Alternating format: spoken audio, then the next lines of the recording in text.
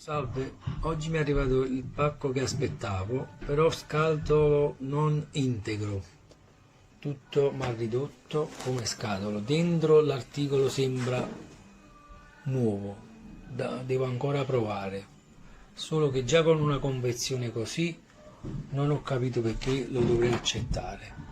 Quando poi lo devo riposare dopo utilizzato, non ci sta una scatola integra.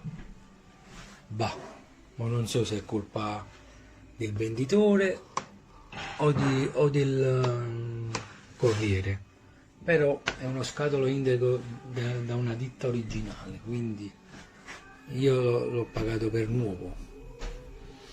Bah, staremo a vedere.